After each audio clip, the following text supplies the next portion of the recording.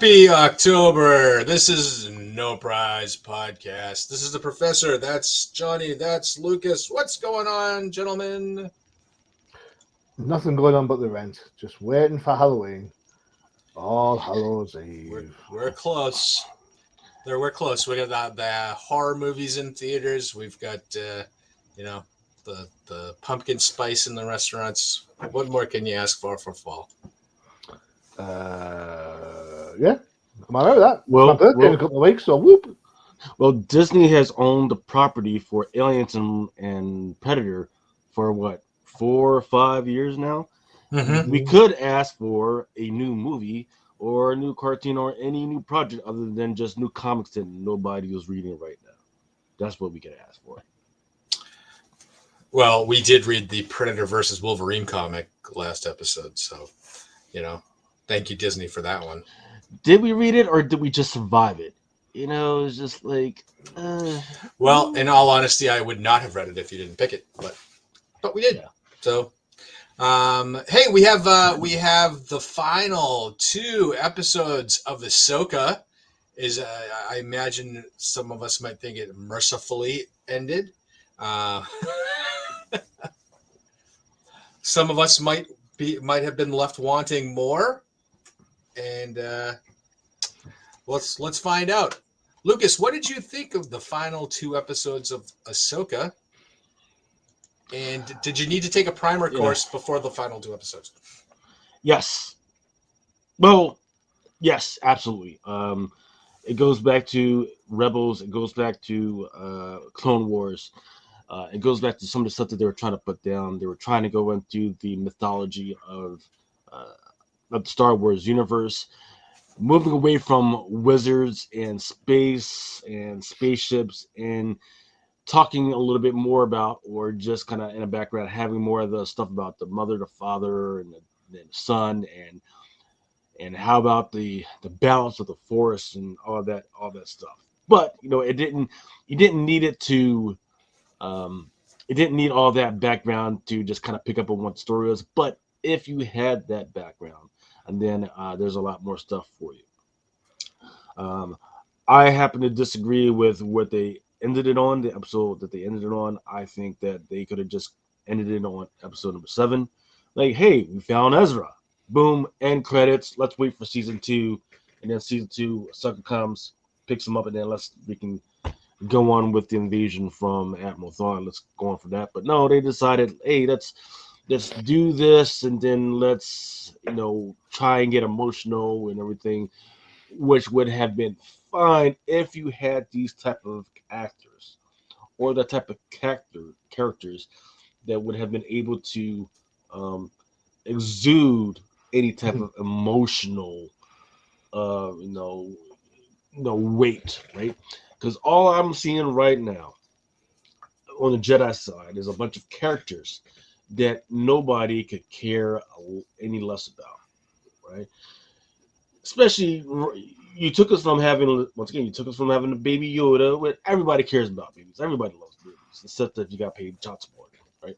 And now you got these characters who are just disobedient. They're just off doing their own thing. The only time they actually care about anything is if they do their training, or if they don't do their training. That's when they get angry, don't angry. And then even when they show up and they find each other, and you're like, oh, let me give you a hug, and then that's kind of it. I just wasn't feeling it. So this goes back to my feelings of like, hey, let's leave some of the emotional stuff to emotional writers that actually know how to write that stuff, because this that last episode especially, they're falling flat on that one. So episode 7, yes, they probably cut a lot of stuff out of 8, put it back into 7, and there they didn't need 8.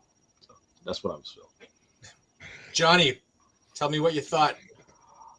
I want to know what it was about, because for all the smoke and mirrors, and we get to see Anakin, and we get to see the Clone Wars, we get to see this. She absolutely failed in everything she wanted to do. We must train Sabine, who has no force powers. We must stop Grand Admiral Thrawn. Hmm. Okay. So do that well as well then, eh? We must find Ezra. Oh well, I suppose. No, you didn't find Ezra. Sabine did. And Oh, then they what? lost him again. And then let's not just. I mean, let's not forget the contrivance within the last episode. Firing your engines, that will damage the engines, and you won't be able to repair them. Apart from the factory repair them. Strange that, isn't it? Clever how they can repair the engine.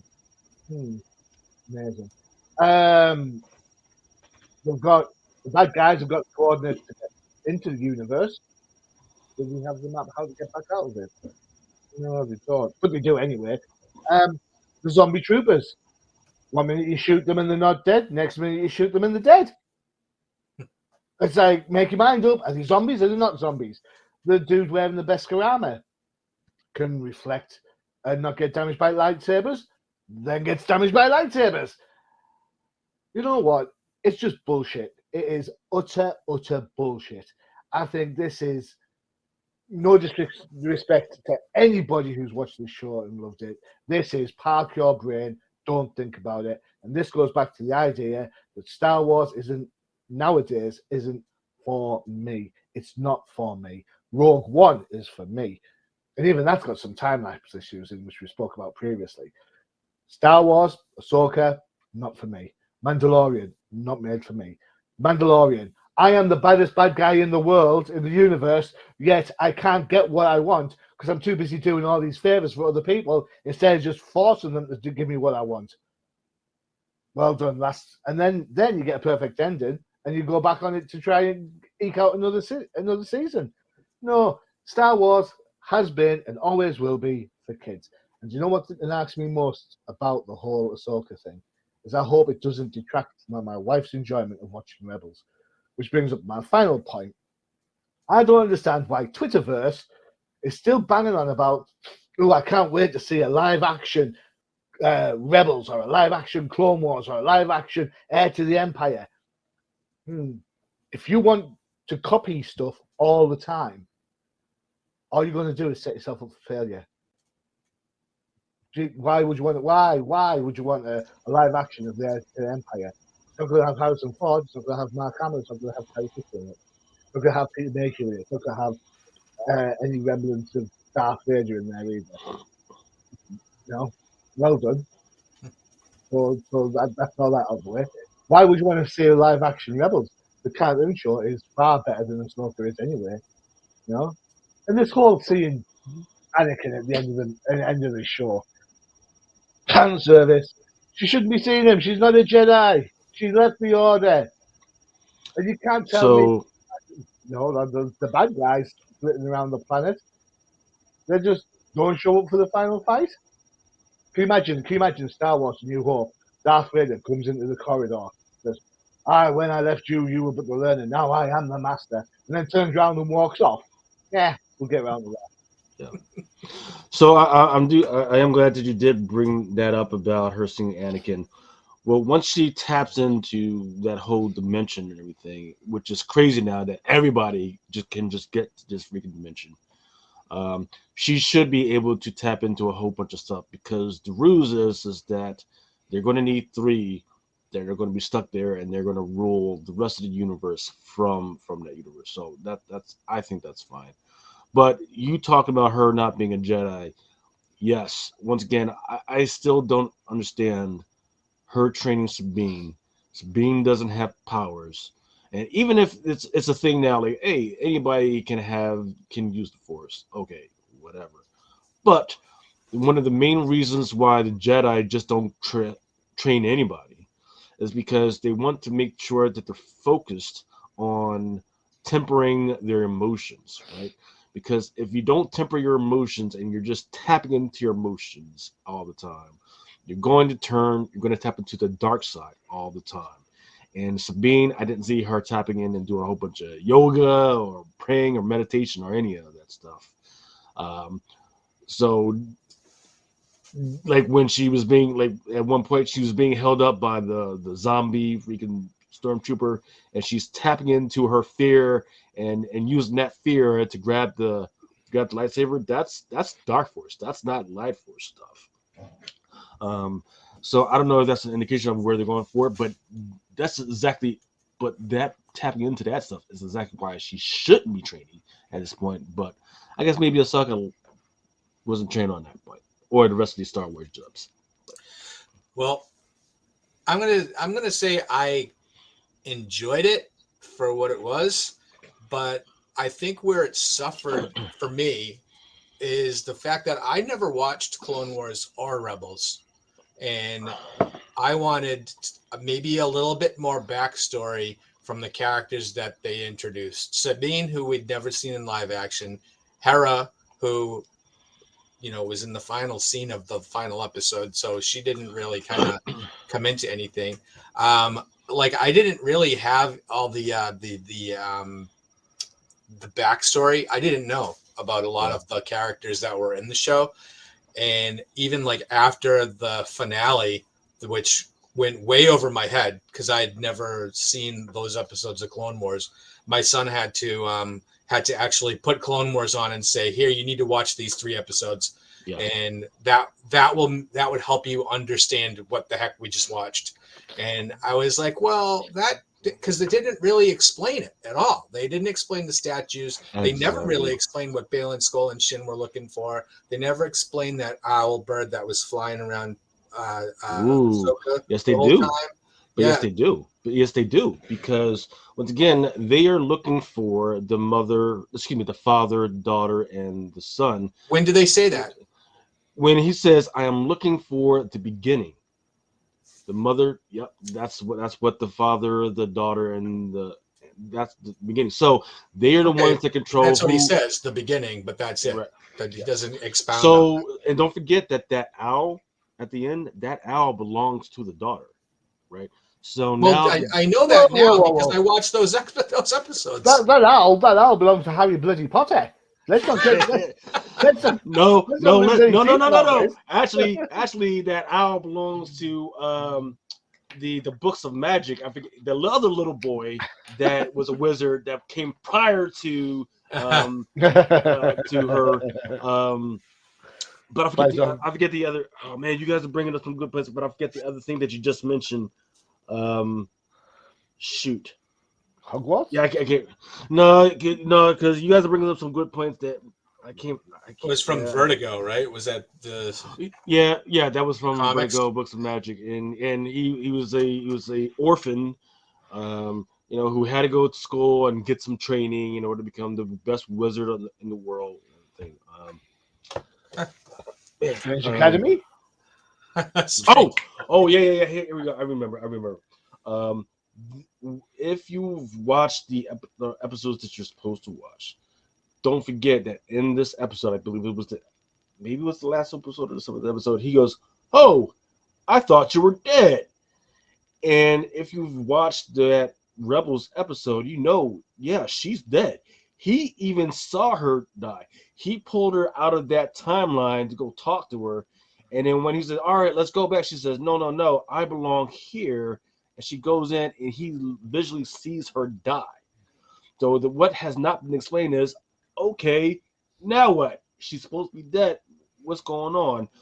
So now, here's the question. Is this something that the Darthamer sisters are able to do? Are they able, or is this what are they pulling these people like out of this thing and reviving them and everything? Or is there something else going on top of this? So, or can we not just stick our hands up and say, you know what, it's piss poor continuity, and we just expected to believe it without thinking about this sort of stuff?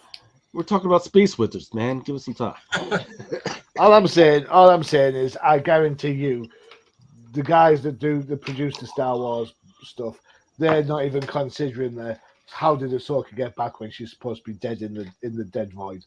How did Ezra? How did Ezra and Grand Thrawn end up in the same place? And if Ezra's such a threat to Thrawn, and Thrawn's such a tactical genius, why didn't Thrawn do something about Ezra in the first place?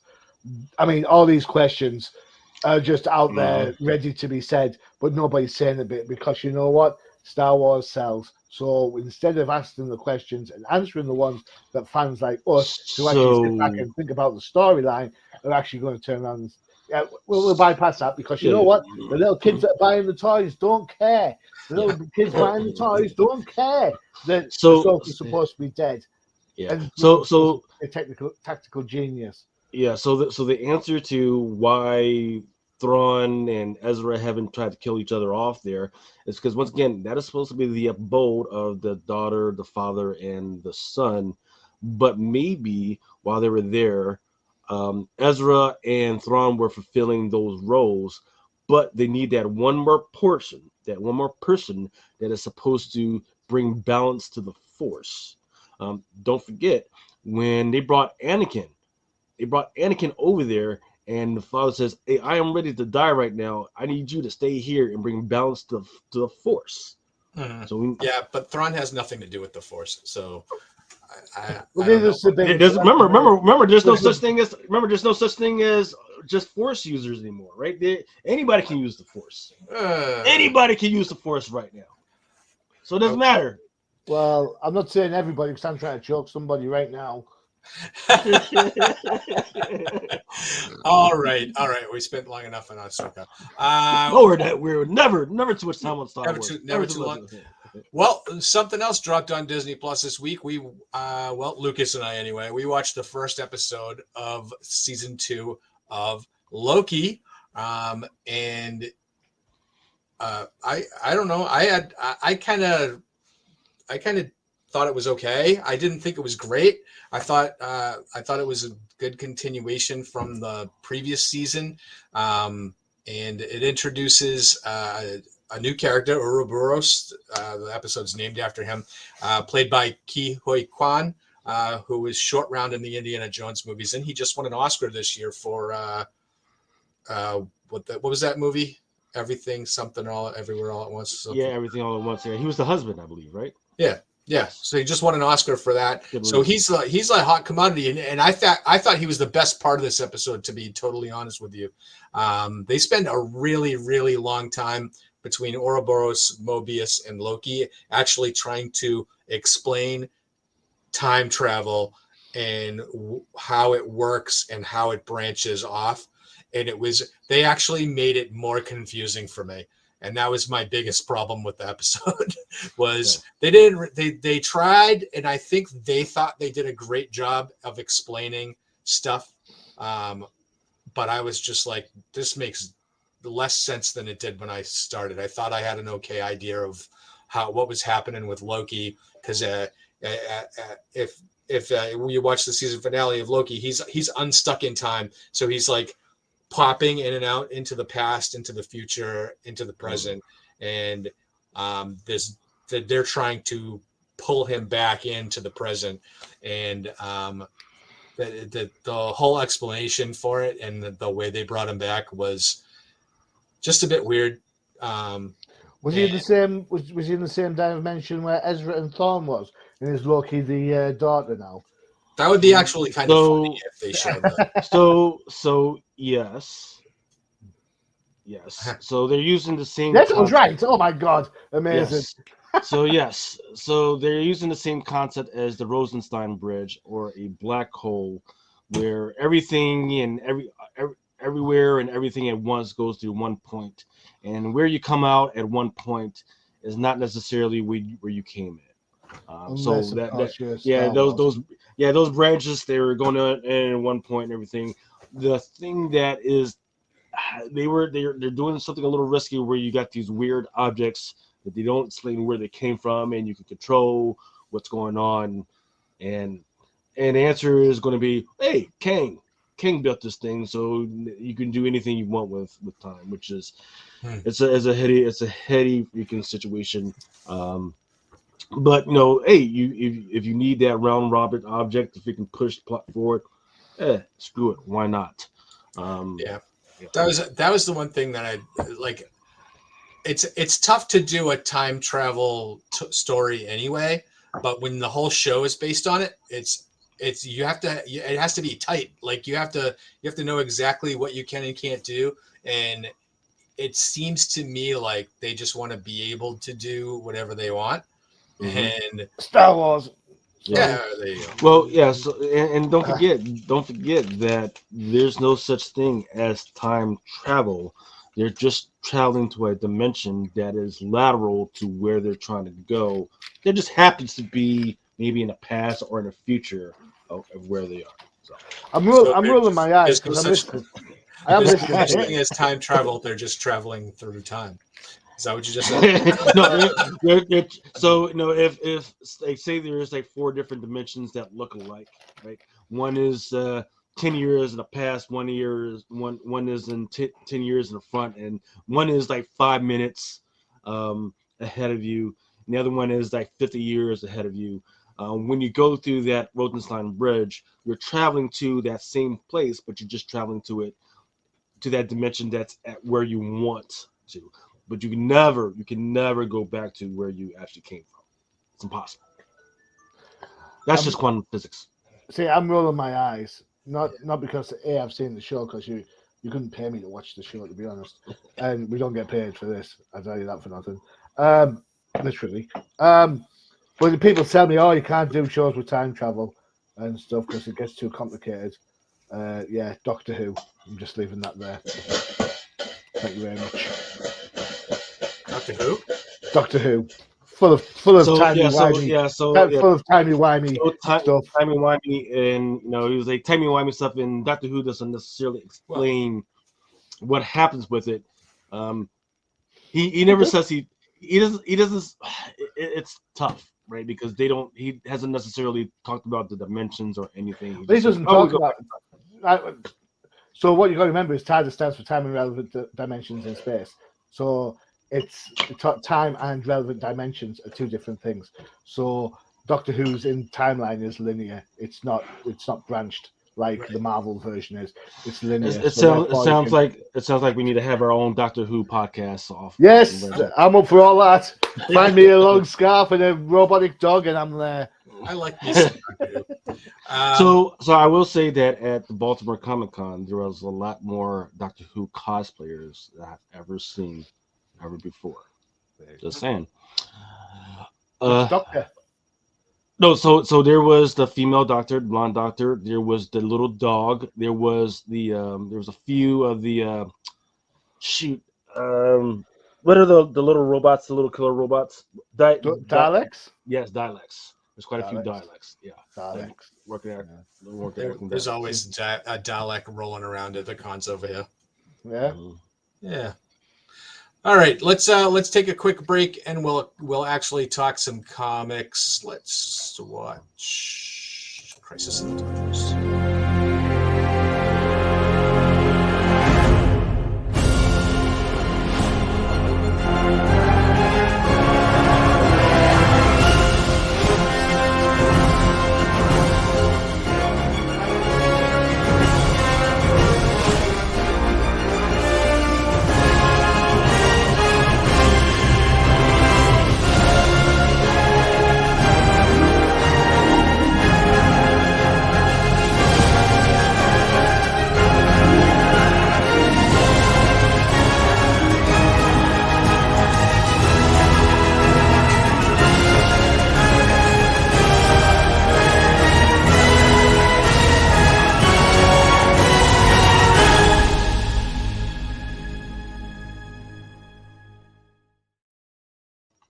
Oh, make sure to check out Crisis in the Toyverse. It's one of my favorite podcasts, and Bobo was actually at New York City's Toy Fair this last week, right?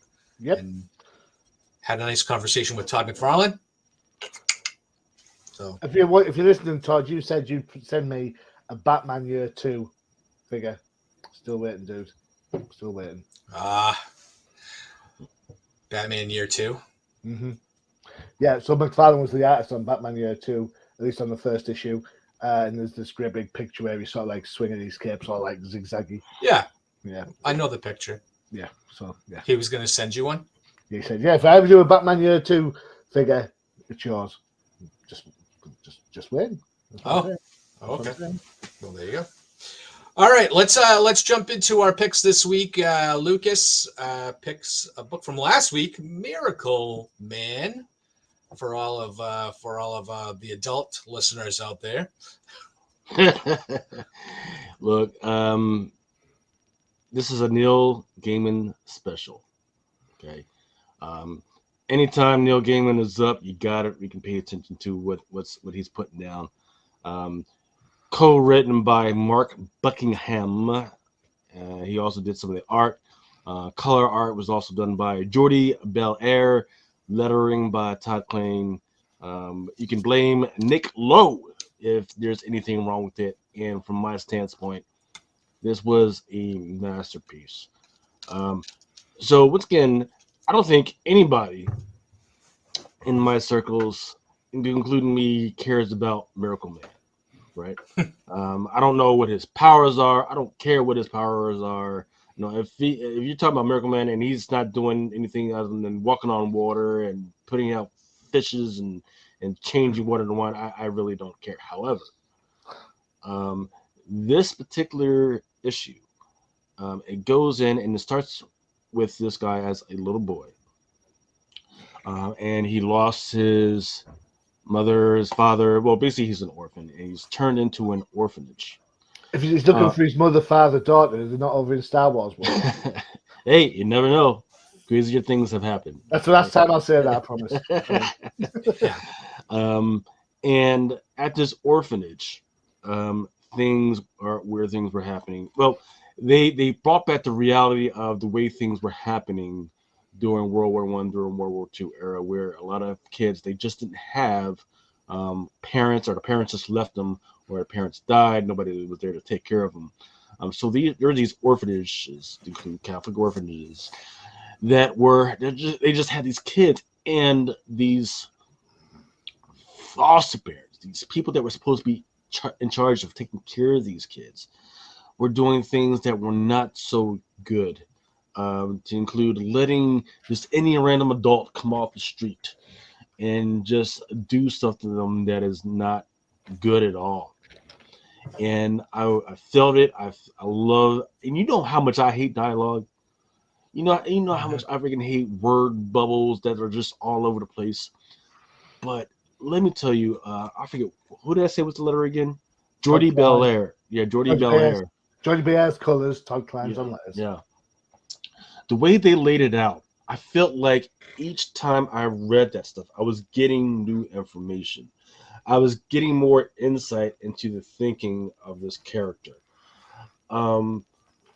Just absolutely, for me anyway, just absolute masterstrokes the way they actually laid it out.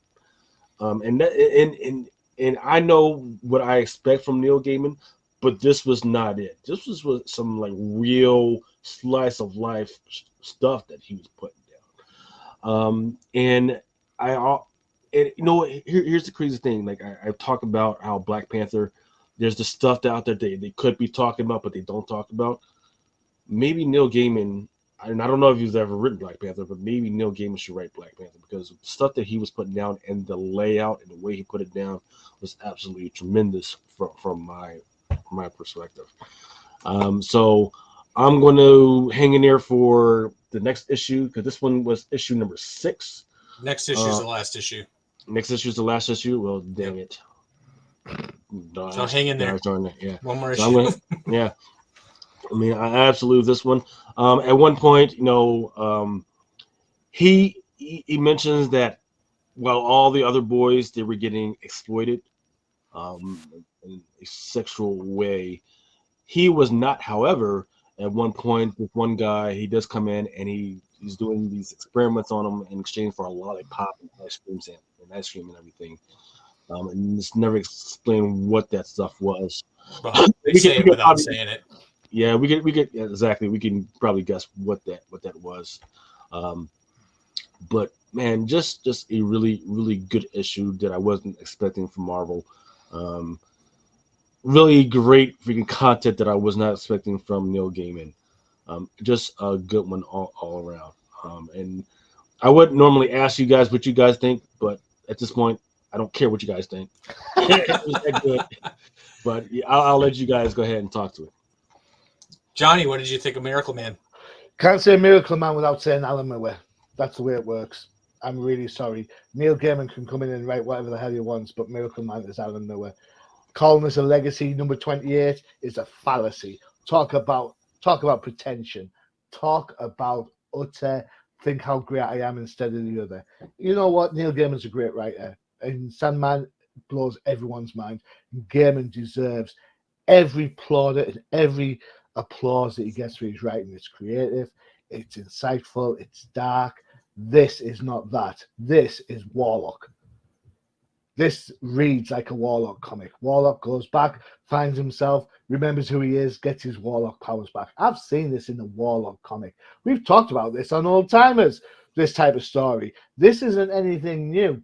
And you can't try and fool me, Lucas, by putting a girl in thigh-high stockings on the cover and expect me to like this sort of thing.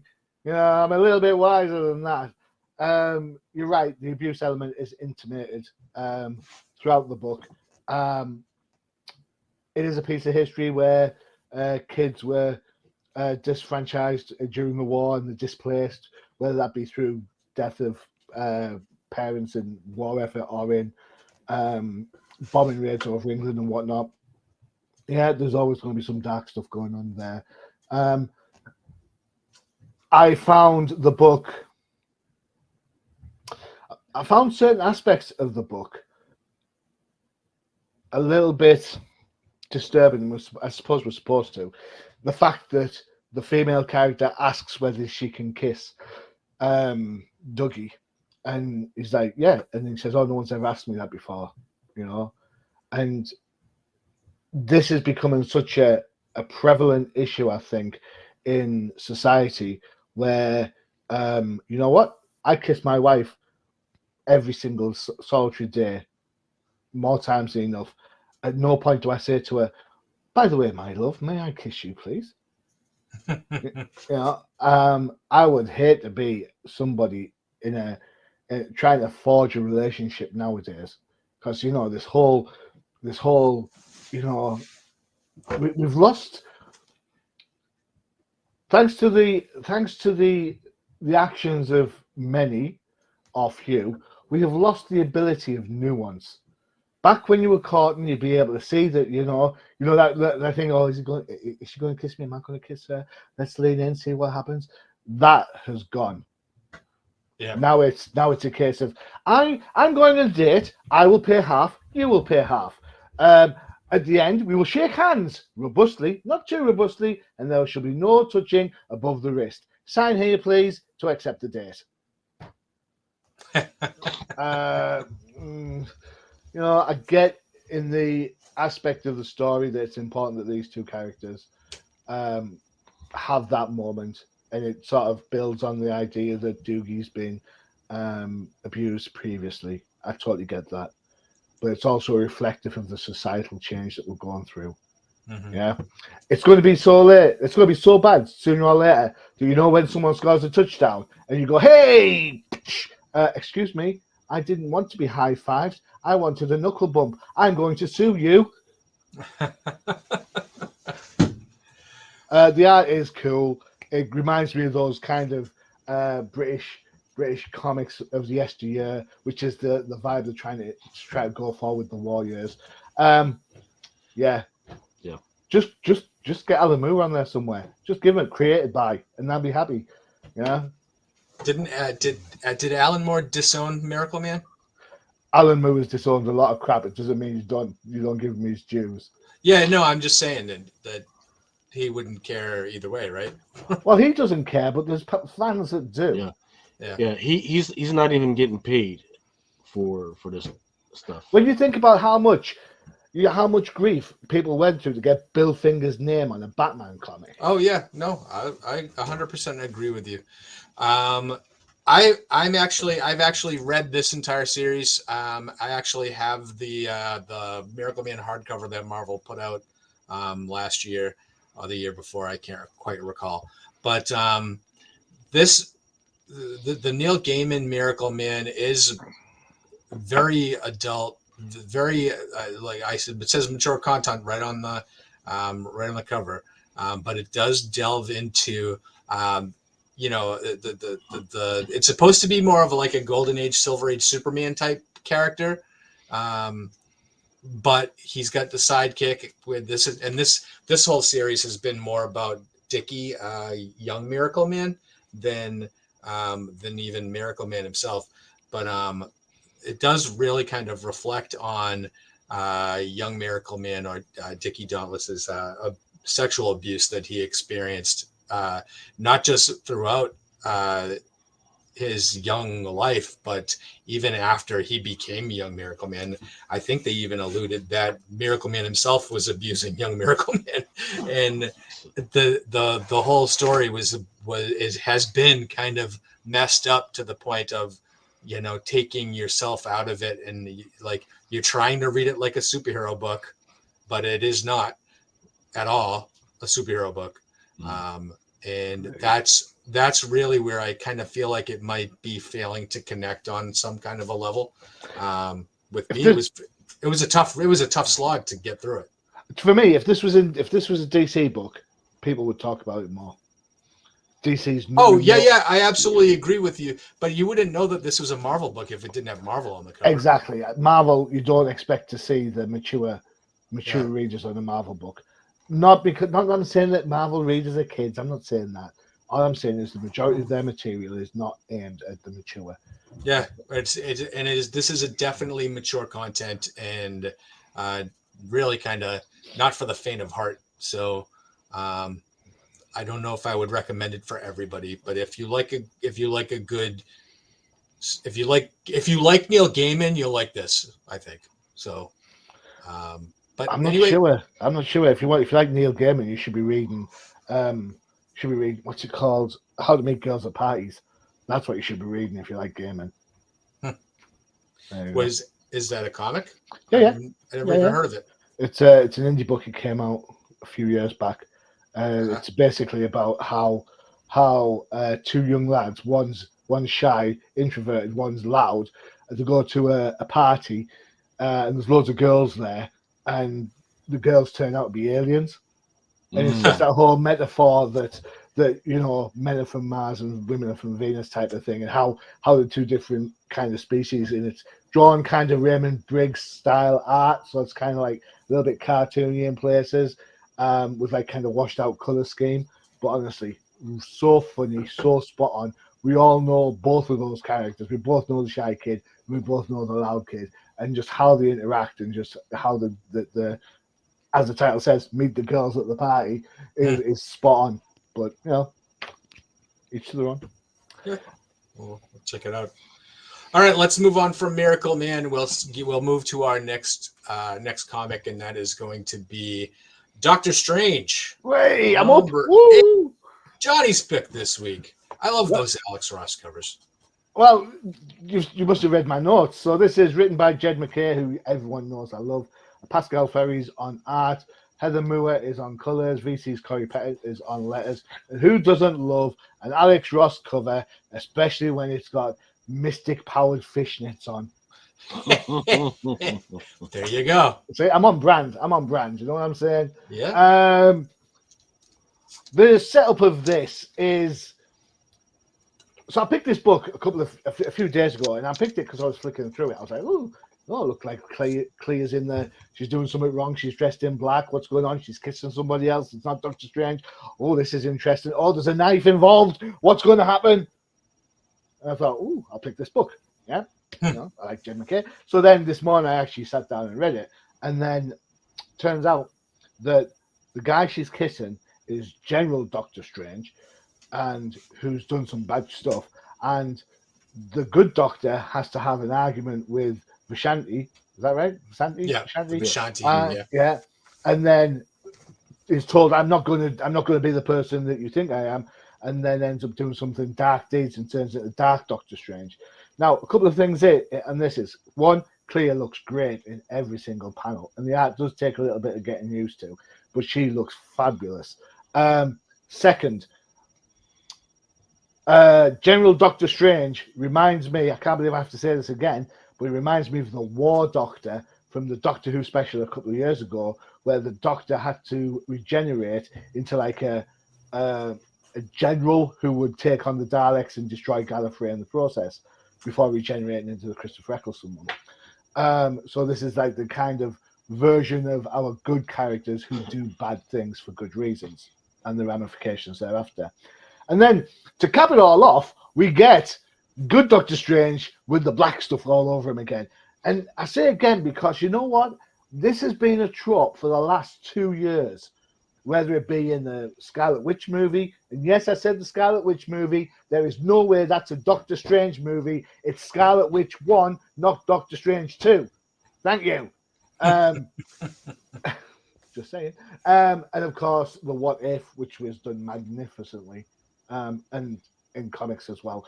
So, as pretty as this book can be, there's not that much originality in it. I like this better when it was about Clea, not about Strange. But yeah, maybe McKay's saving himself for the Avengers. I don't know. I do like Bats the dog though. Just saying. He's one of my favorite characters in that book. Yeah, definitely. Cool. So there you go. Kind of a hit miss, I think. Then is I pretty much described that. Yeah. So yeah. Yeah, I think. Yeah, and I'll get into it. Lucas, what did you think of Doctor Strange? So yeah, I agree with the way you guys are pushing it because I feel like the way it should have been written or what we're trying to write down is, hey, here's this dynamic. There are these two people that are in love, right? There's Doc Strange and then there's Clea, and they're trying to promote Clea so people know who she is by the time they do another Doc Strange project. And who's her greatest villain? Oh, it just happens to be her husband, but he's old, he's cranky, he's done some bad freaking things, and he's not set on loving her. He's set on his career and victory and all this other stuff. So I get it, but it just didn't feel like that because they kept bouncing in back in between the conversation between these two and whatever the hell freaking Doc Strange was trying to do and talk to the Vishanti. They needed. I feel like they need to talk through this a little bit more and just kind of focus on this relationship between Clea and General Strange a little bit more. Bring that out more. Because otherwise, I was reading through it and I'm like, okay, where are we going with this? What are there any stakes involved in this? I don't know. Maybe there are, but I couldn't grab onto it because they were kept jumping back and forth. Is there a time limit? Is there some type of object that everybody's looking for? Is the universe freaking what? I couldn't grasp anything other than hey, whatever was happening forces Doctor Strange to make a deal with the Trinity of Ashes, and then now he's black. So obviously in this world, everything black is freaking bad at this freaking point. So I don't know. So that's where I'm at. Like I'm confused. I don't understand. I don't know I don't know what's going to bring me back for issue number 9 on this one. I don't feel like the original purpose of having Clea in his storyline to explain like who she is. I don't feel like this was accomplished, and it hasn't been accomplished in the last 2 or 3 issues. So I'm just confused right now, and I really do like the potential for these characters. I'm just like hanging out to dry right now. So I'm going to agree with both of you on this because this is a mixed bag, right? I think it's a good story, but doesn't anybody remember how to do a 2-page recap anymore? Nobody, right? Or even a callback to the original story, which this has been based on. This story that featured the Trinity of Ashes and the Doctor Strange and the 5,000-year battle was from a 1992 Doctor Strange issue or storyline written by Len Kaminski. And I imagine none of us were reading Doctor Strange back in 1992. And I'm sensing an all-timer special coming on that one. perhaps we'll talk about it at some point. But that's where the Trinity of Ashes is from. That's where this evil Doctor, not this General Doctor Strange came from. I'm not going to say he's evil, but that General Doctor Strange had just got finished fighting a 5,000-year war. So, I can imagine he might be a little testy. So that could have all been cleared up with even a 1-page recap. I would have would have minded, but catch us all up. It's been 30 years, so it's great that they're digging back into old storylines and continuity, because you know how much I love continuity. But let us know where you got it, at least. Let's, like, you remember those captions that used to say, "See Doctor Strange number 54 from 1992." I would have enjoyed that. They can't do it anymore. Imagine now. See issue Tales of Astonished, Doctor Strange, number 47, Legacy, 267. Volume 4, number 1990. Yeah, it's a mess. The dialogue box telling you where to look will be bigger than the dialogue box actually giving with dialogue in it. I mean, yeah, I'm sure even the editor doesn't know. The editor doesn't even know that there was a previous story with this guy. But anyway, that's that. So I think it's a good story, but give me more backstory. Give me a reason to go back to the back issue boxes and check it out. So, but anyway, let's go to something absolutely new-ish. Is it? Let's check out God's #1, featuring the triumphant return of Jonathan Hickman, writing, art by Valerio Schiti. I really wish that was not the way that we pronounced that, but anyway. Is it Shy? No, just Skitty. We should reach out to Valerio and find out how to pronounce his last name. Color artist Marte Gracia. Letters by VC's Travis Lamb. And we have a plethora of editors on this: Martin Biro and Lisa Bisa and Tom Brevoort. This, first of all, let's get the bad stuff out of the way. This is a $9.99 book. It costs you $10 to read this story. It's 64 pages of story, of which some of the story is actually printed twice in the same book. So, okay, get that out of the way. This story is really kind of so Jonathan Hickman, years ago, before he rebooted X-Men, this was his second pitch to Marvel, and then they decided to go with X-Men. And then this is his return, and fleshed out the story.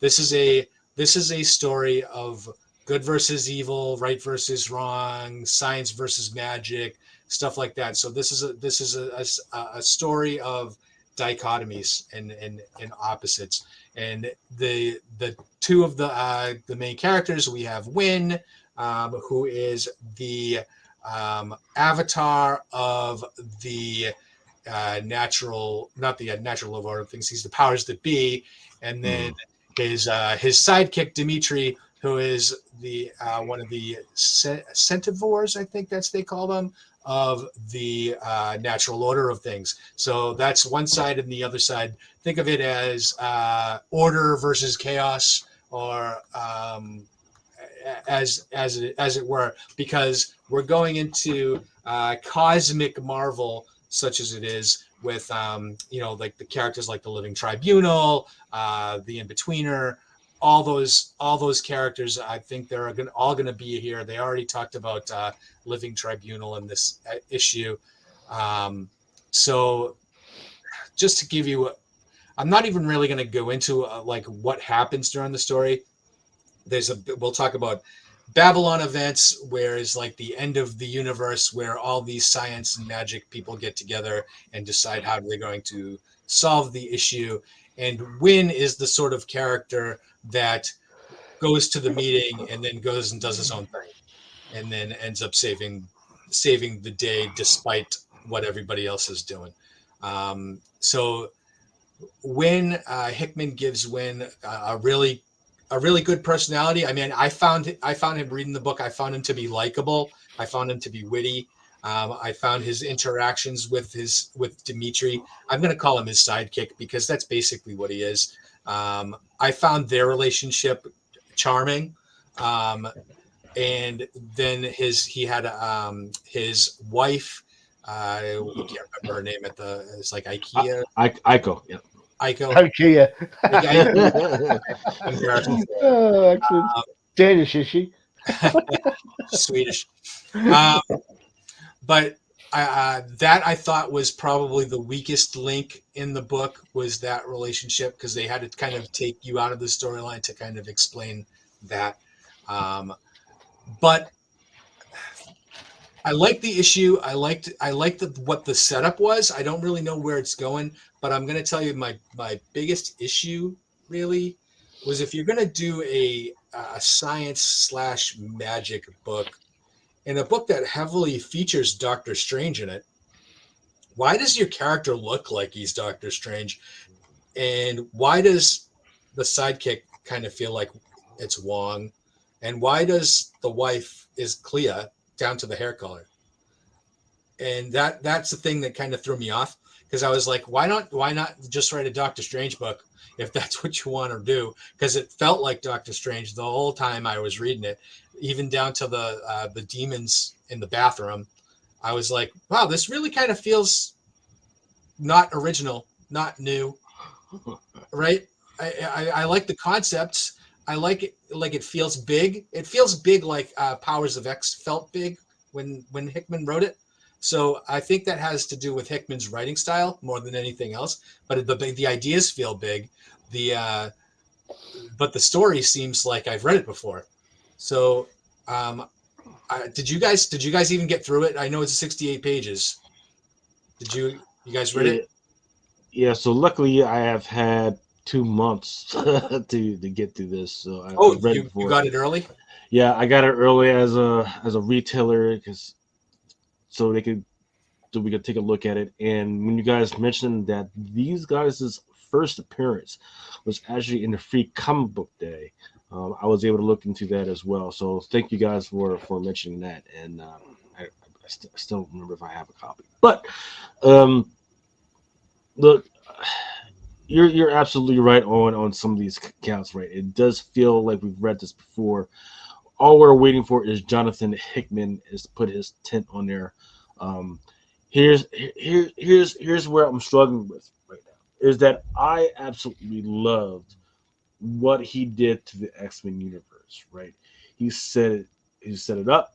He put this order to it. He say, "Hey, this is how it works." He said, "Here, there's this island over here. There's this island over here. Hey, there's these different entities. There's these different sections. Each section has its own responsibility." And then boom, boom, boom, boom. But then after he walked away, now it's in chaos right now, and we're in the fall, and now absolutely hardly anybody cares about what's going on with the X Men right now. And they had to bring in Miss Kamala Khan for anybody to care about X Men right now. The gods right now, they try and start small with the relationship in between these two.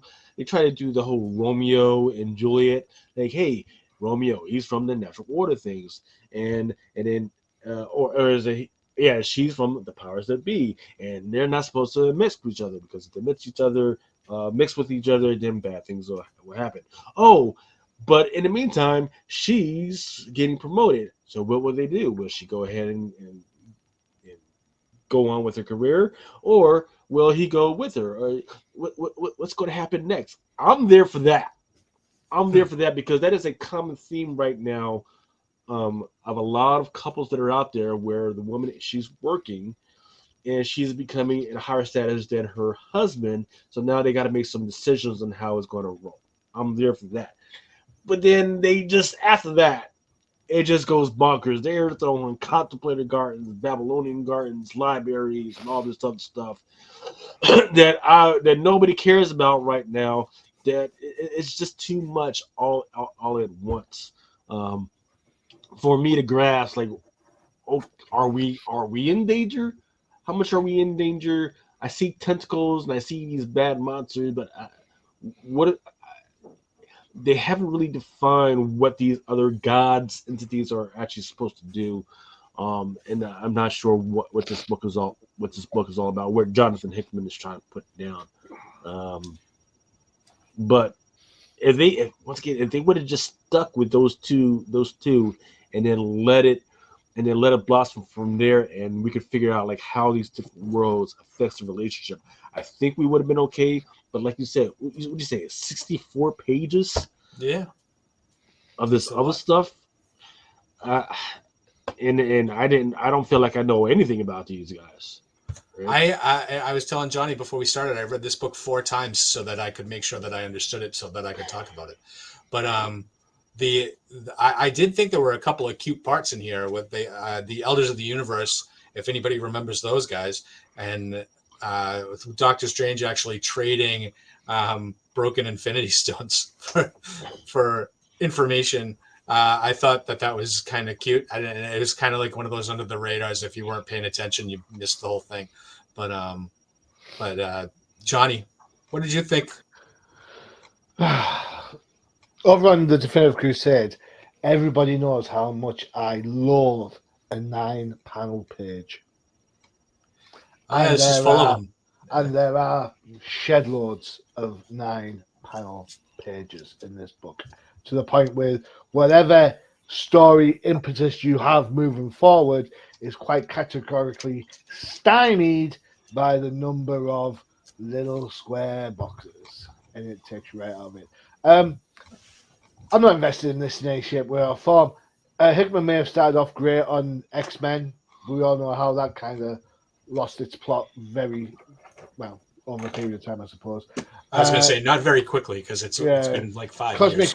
Cosmic stuff that doesn't tie into anything. This is an interesting idea. So apparently there's these gods, and they've got the 2 different fractions, and you kind of got to think about how the universe is in balance and all that. Strange how they've never been around for any of the major events that have occurred. Strange that. Second thing, why do I need this? I've got Celestials. I've got Eternals. Do I need another bunch of guys? I was getting ready to say that. I really need another? Oh my God, these are more powerful. They have knowledge more than you can know. Type characters. Mm-hmm. No, I don't. Thanks. I've got the Eternals and I've got the Celestials. I don't need any more. You know, it's like, why? Just why? That's it. Who does their research on what the customers actually want? Exactly. That's a good shout. Because if nobody cares about the Celestials right now, or the Eternals, and you literally just had a big movie, what was it, a year and a half ago or 2 years ago, and nobody cared about it, why would you go into the same concept and do this? As much as, and once again, I've said it again, as much as I love Hickman and what he can do for something, you can't revive this bullshit freaking concept. There's nothing you can do.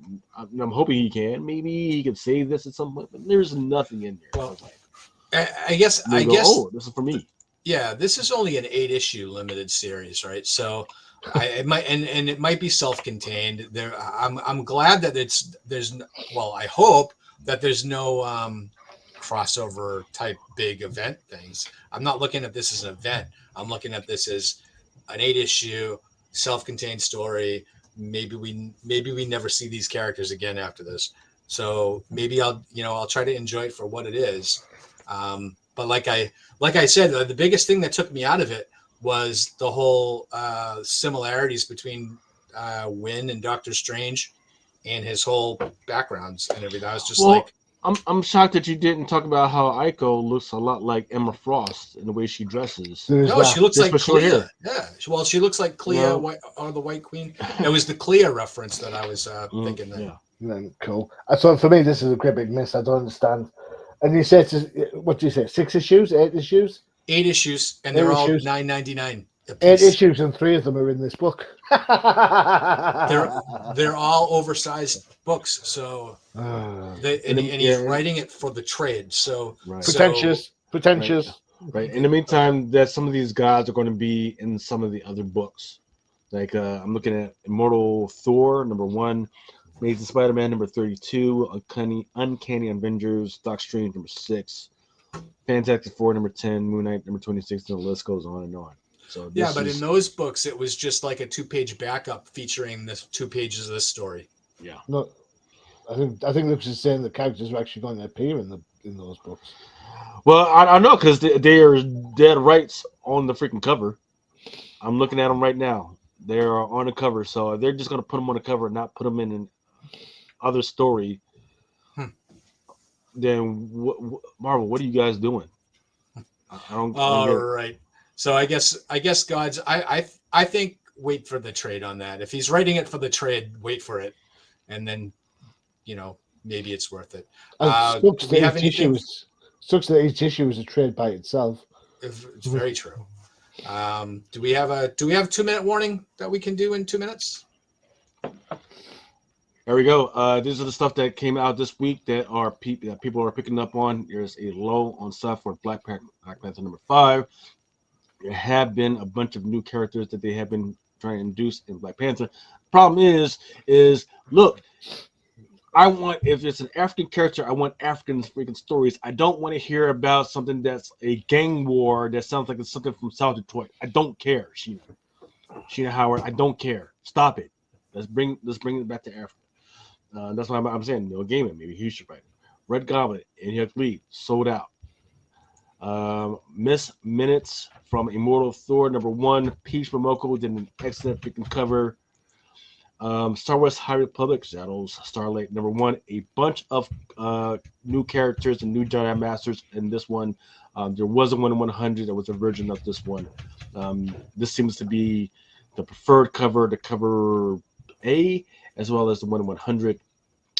Here's the stuff that's coming out on FOC. That's your orders are due on Monday. Marvel Superheroes Secret War. This part of the Disney 100 series. There's the color version. That's regular open order qualifier, and then there's the 1/100.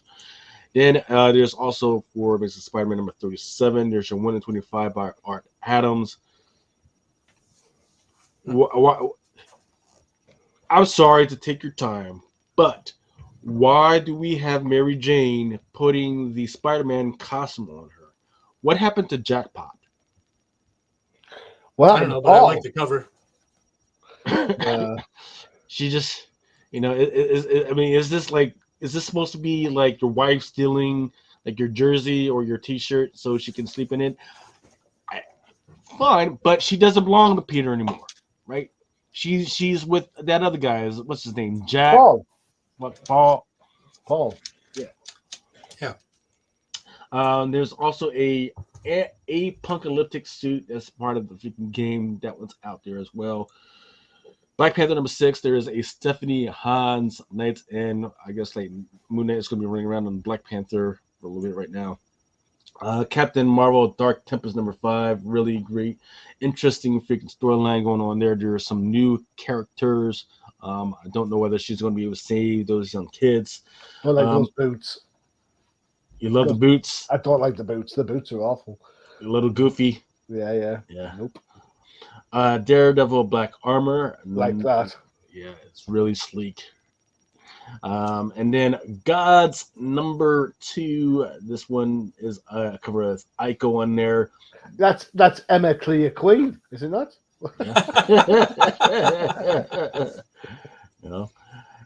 Punisher number 1/100 by Michael Sayon.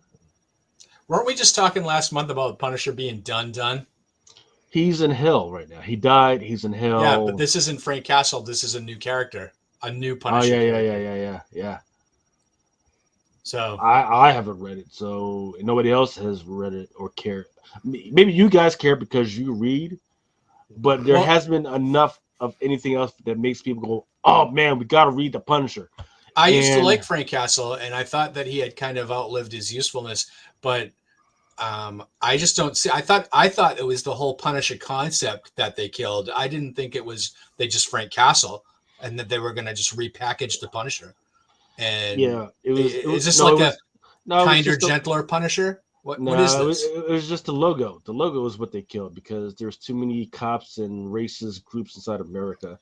But is this going to be using the logo? Is this going to be a Punisher that's like non-white or something? That's I guess that's my question. I guess we're going to have to read it and review it to find out. I guess so. Hey.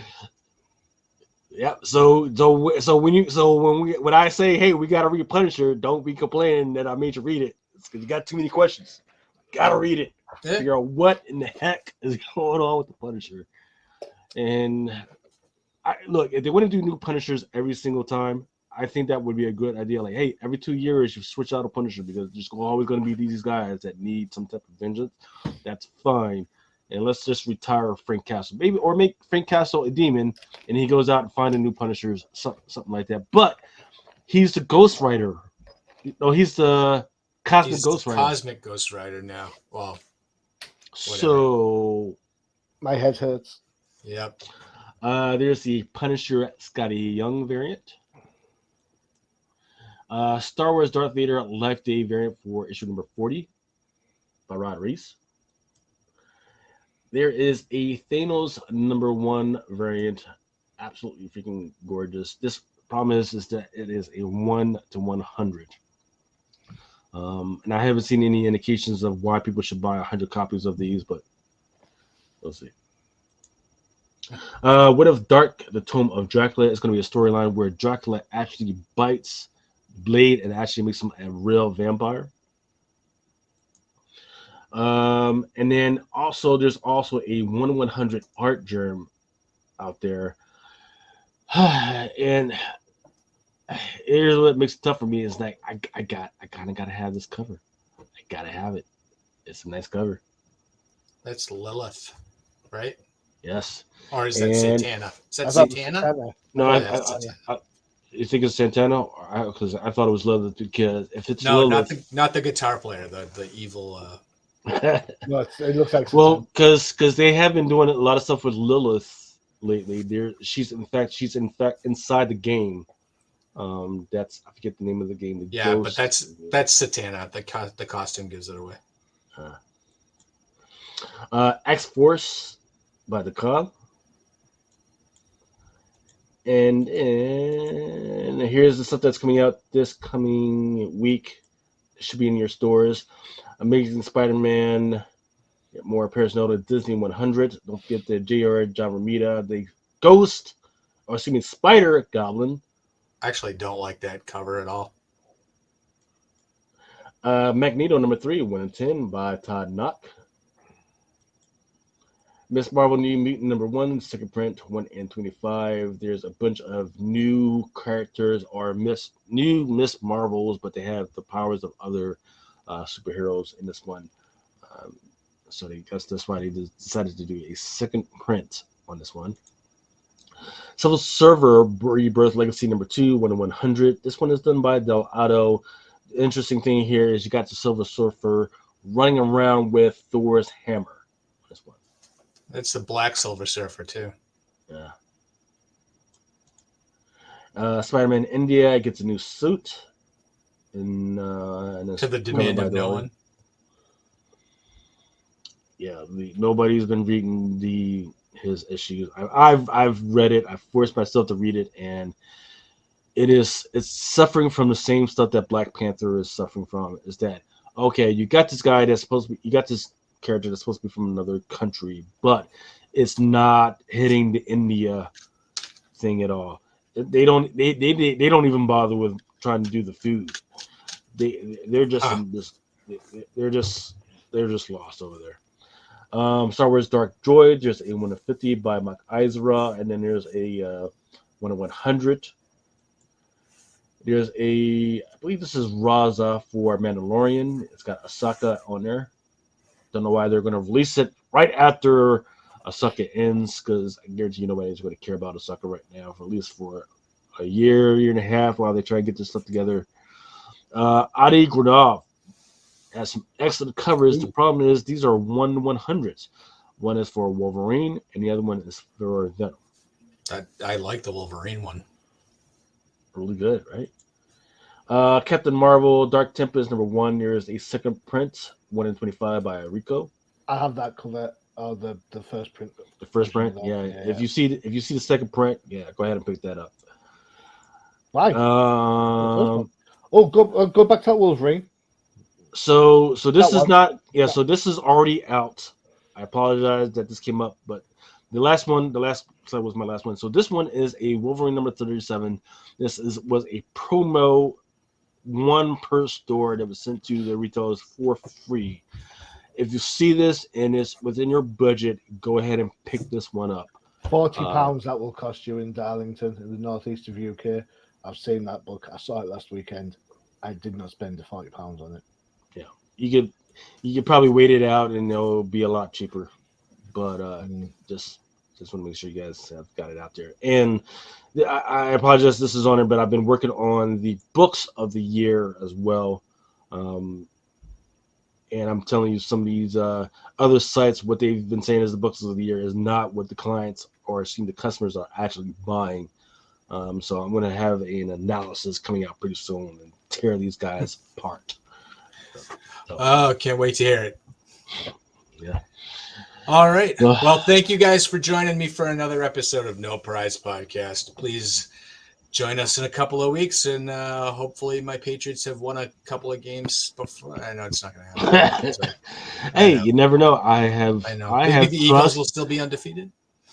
I don't think so. They're barely beating these other teams that are just absolutely terrible right now.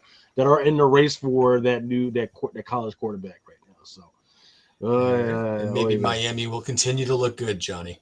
Well, they might look good, but they're stunk against the Buffalo Bills. Yeah, but I was saying this at work. There were guys saying, "Oh, they put 70 on Denver. You're going to do great." I was like, "It won't matter because if you don't beat the Bills, it doesn't matter how much you score on anybody else unless you beat the Bills in the East." So I was proven right. So there you go. All right, gentlemen. I will see you in 2 weeks, and until then, stay safe. Adios.